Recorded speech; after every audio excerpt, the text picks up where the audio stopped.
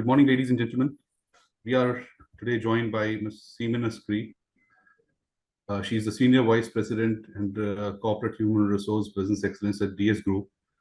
That happens to be a FMCG organization. And she has a diverse portfolio and exposure in Apollo and Times Group. And she's an alumnus from Aligarh Muslim University from Faculty of Management Sciences and IIM Ahmedabad. Welcome, Ms. Simin. Thank you so much for having me on board today. Pleasure is all ours. So today we intend to discuss about certain things which are happening pretty rapidly. And for past 10 to 15 years, we have seen that organizations are constantly looking for better talent, and the retention has been a challenge for them. And here the role of employer branding comes into play. And today here we'll be discussing about enhancing the competitiveness of the organization from the employer branding perspective. So with this, we start with our major talk points today. So Ms. Simi, I would like to understand that what are the needs for employer branding and how it's been adopted in the industry. So if you can give us a holistic view of overall industries for that. Okay. So this is a very interesting topic and something I would say that a lot of organizations are very conscientiously, focusing on these days.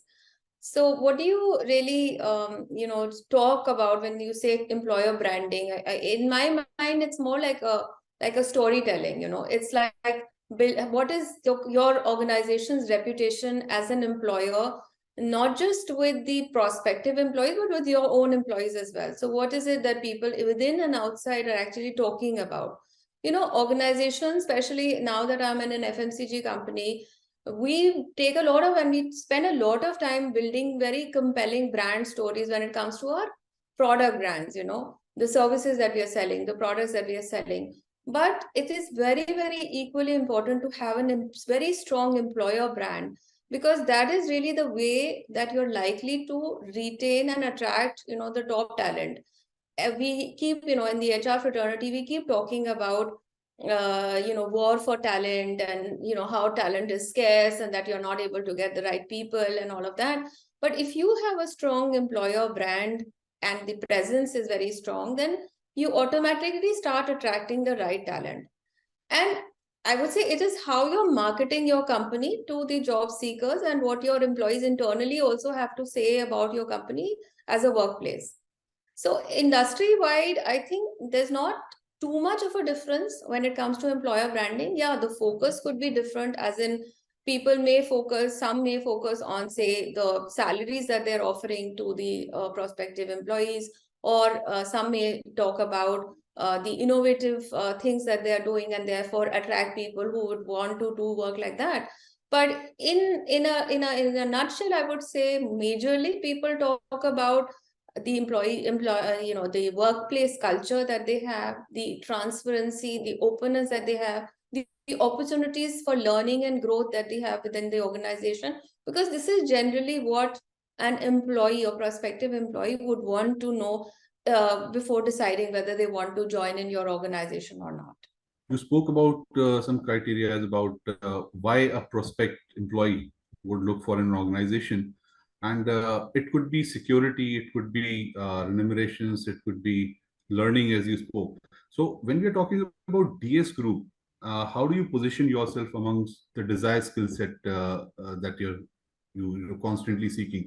And I'm sure you might be interacting with the number of people who are working with your organizations, or maybe willing to switch to different organizations. So what are the retention, the key things which can be utilized to retain those people?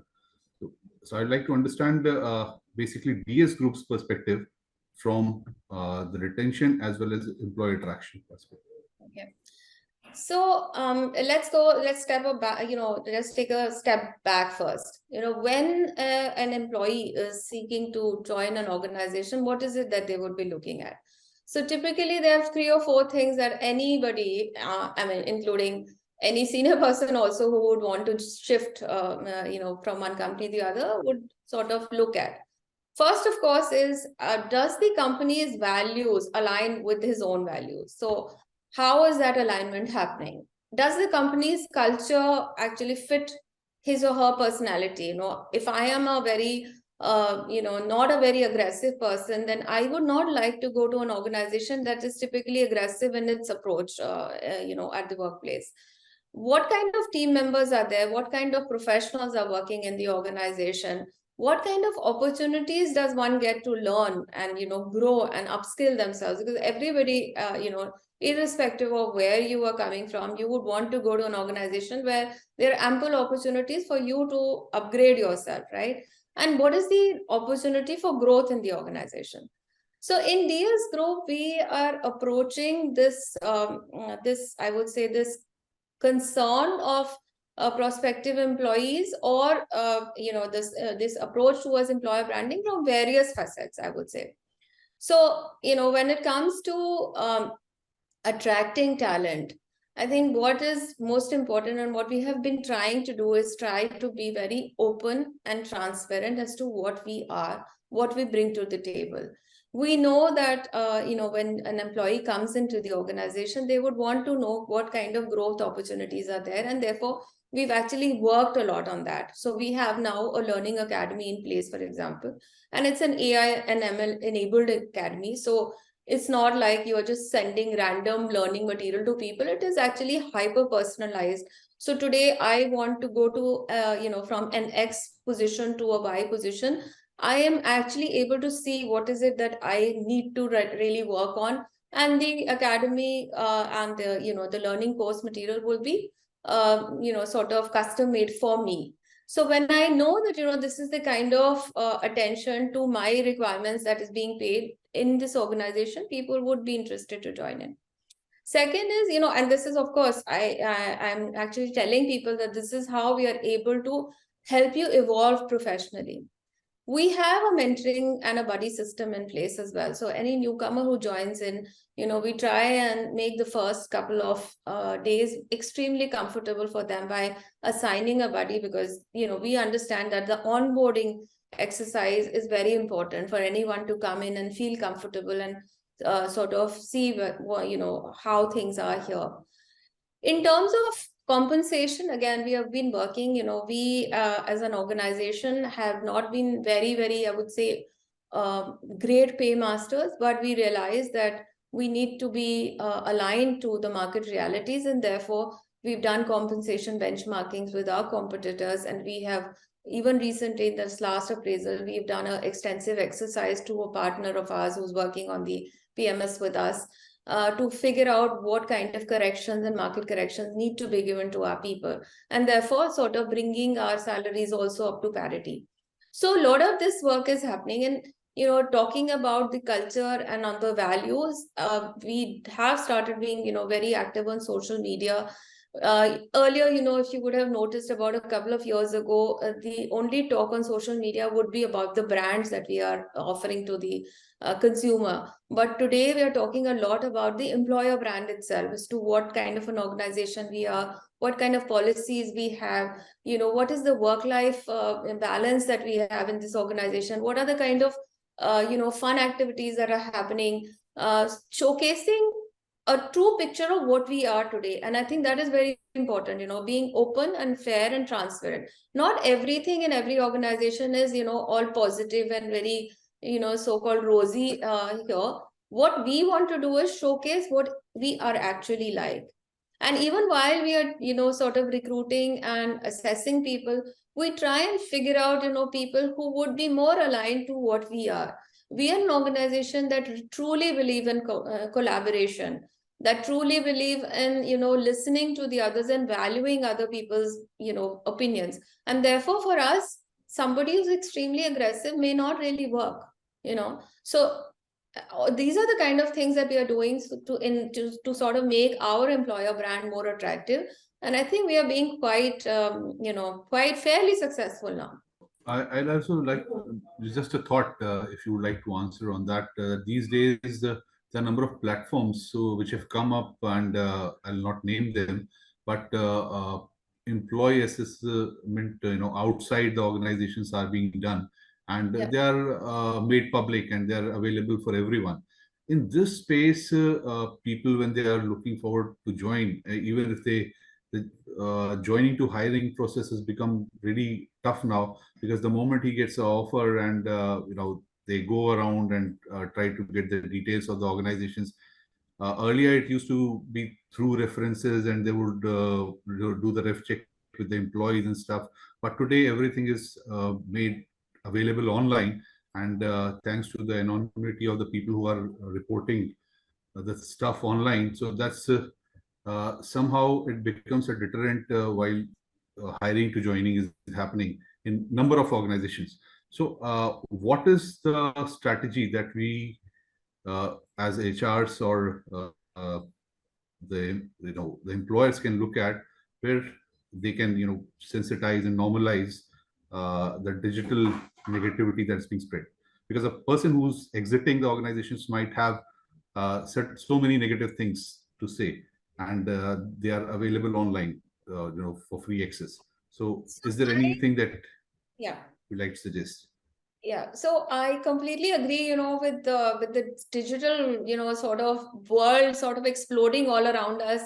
There is so much of information available everywhere that, as an employer, it is not right also to try and control that, and B, to manage it, it is not possible. So I would really say, that it's all right.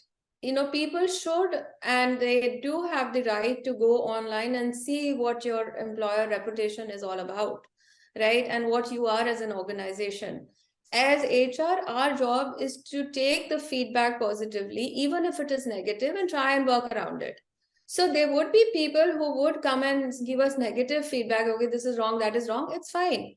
We take cognizance of that, we accept it wherever it is, it is fair, and we try and correct it also. So you would see that, the ratings that you have on these so-called social media platforms, they may not really reflect the true sense of what you are as an organization. And it's true for every organization, not just ours. It's there for everybody there. But how are we reacting to it? Are we on the defensive? We are not. We are not really. Even if there is something negative written about it, so be it. We acknowledge if it is rightly done so. If somebody has a grudge and goes and writes nonsense, I mean, really, I can't do anything about it. But it's all right. It's probably a reflection of that individual than the organization that he has worked in. So I am fine with that. But in case somebody gives us a feedback, this is not okay and you should correct it, we are more than willing to do that. And we have been taking steps to correct a lot of things that we felt that especially the younger generation felt that things are not, how they should be. We have done that. And as an organization, we've been fairly successful. I mean, just now, just about 15 minutes before this, interaction, I had a young chap coming in. He's from an IIM and doing fairly well in the organization. He told me that, ma'am, I'm going to actually complete 5 years in April. And I really don't know where these 5 years have gone. I mean, today, I feel proud to have employees like that who've come from premium institutes and say that my job here is like super good and I'm really enjoying it. Only thing is, I think if you could do something about the salary, because, my peers is getting more. So as I said, there are times when I can correct something. There are times when I cannot. When it comes to the salary parities, yes, we've already started working on that. But somebody, who comes in, a young guy of say 28, 29 years old, and he says, I love my job, but my peers are getting this much, but I don't want to leave the job. So, I mean, for me, I think it's a very positive sign. Moving to the next thing, that you already spoke about the strategies that DS Group has adopted and the changes that they are trying to bring in. So when we talk about employer branding, so it is very important that the diffusion of the thought happens, and internally through the internal communication teams and stuff, we are able to communicate that what good things are we doing. But for the external, the prospective employees, what are the vehicles that are being used, and if in case media is being utilized for that, so how and what should be the best way to reach out and build a positive image and position is better? So I think communication is extremely important. You're right. And for internal employees, there is a plethora of ways in which we are communicating as to what is happening. But I think for the external people as well, people who are eyeing us as a prospective employer in the future or in the near future, we have been giving insight as to what the organization is about, all about. And some of the media that we've been using, of course, is, the professional spaces like LinkedIn, for example, is being used extensively for talking about what DS Group is all about. We already have our own pages like the Insta page, the Facebook page, and all of that, which also talks about the different, initiatives that we are taking. We have been receiving a lot of awards in the social space. So the CSR activities that we are doing have been highly appreciated, and we've got national level awards for that. I mean, these are things that are, again, very interesting to the younger lot. People want to see how are you contributing back to the society? What is it that you're giving back? And how can they sort of get aligned there? So, by virtue of us showcasing all of those things is also helping us a lot. Come to the last question that I would like to understand. And for this, I would like to know more, not only from DS or FMCG's perspective, but overall thing that we can talk about that we have a very competitive market, and in this, the employee pool is restricted to, it's a limited employee pool that we all have, and out of this. Similar kind of opportunities, similar kind of remunerations are happening, and people are being offered, similar kind of roles. So, in this situation, especially this goes for IT industry.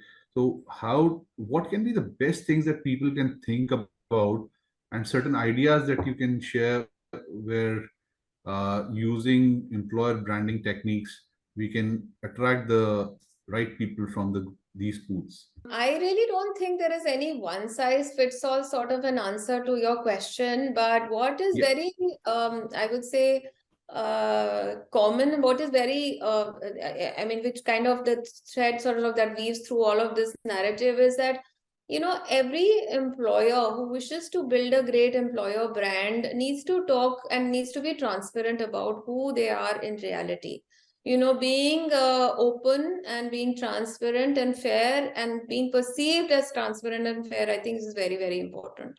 Right. So employer branding is actually helping us build our reputation amongst the, not just the customers and the, third-party vendors that we engage with, but also with attracting the talent, the right kind of talent for us.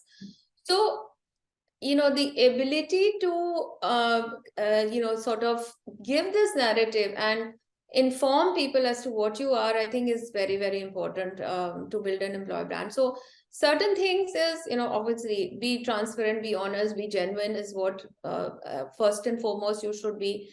Tell the employees or the prospective employees as to what is it that they would get should they decide to come to you. So what kind of, learning and development initiatives do you have in the organization? How can they benefit from that?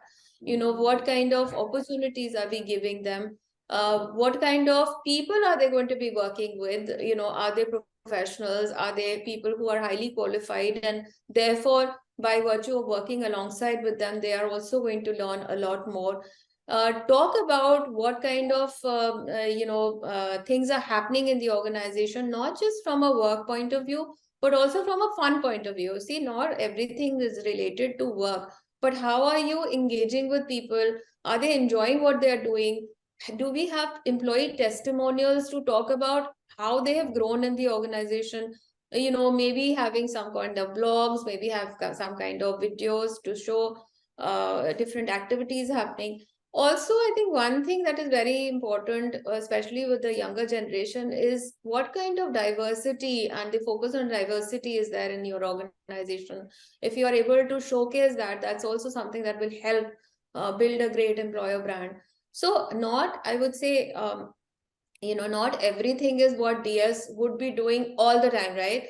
But we do have a strategy in place. We do have a, a way forward in place, and we've been working on a lot of things simultaneously.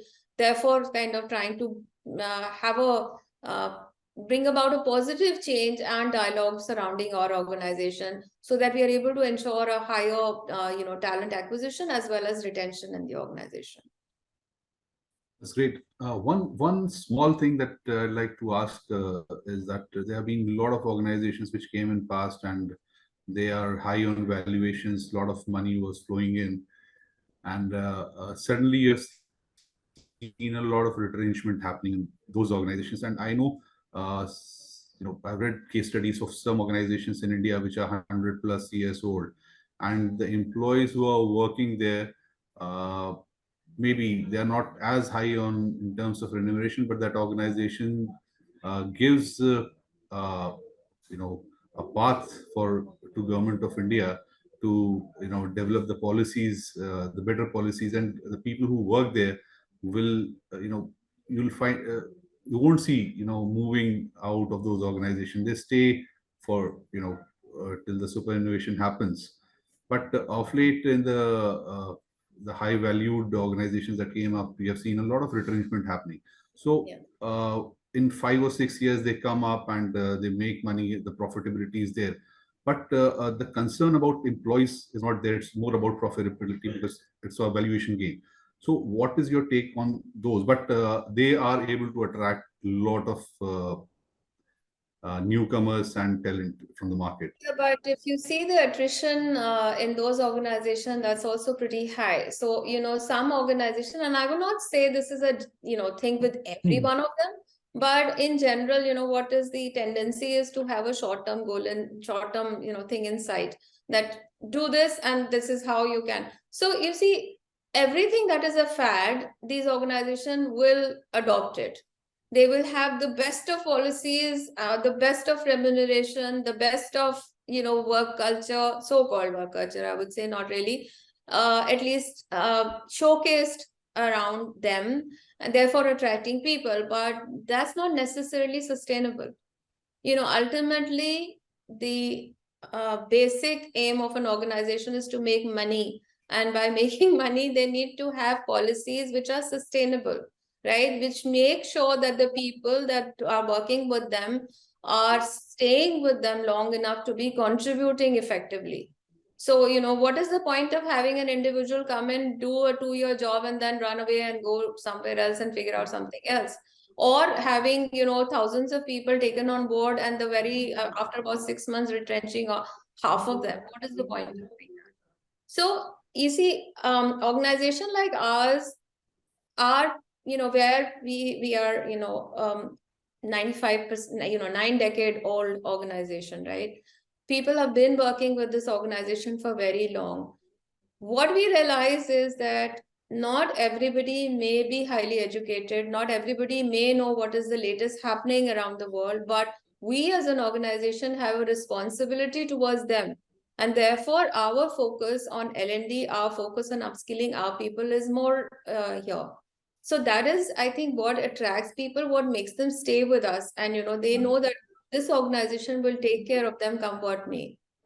So, that assurance, I think, is a little missing in the new age organization, which are just adopting a lot of things without really realizing whether this is going to be sustainable in the long run. Thank you, Ms. Askari, for the insights that you gave on employer branding. I'm sure that people would listen to us, and the audience would definitely, get some out of it. And we are doing certain programs in near future on talent management, and would like to welcome you for that as well. So thanks a lot. Thanks for your time. Thank you so much. It was a pleasure talking to you, and I hope the audience does have some, insights that are sort of shared from here and find it valuable. Thank you so very much.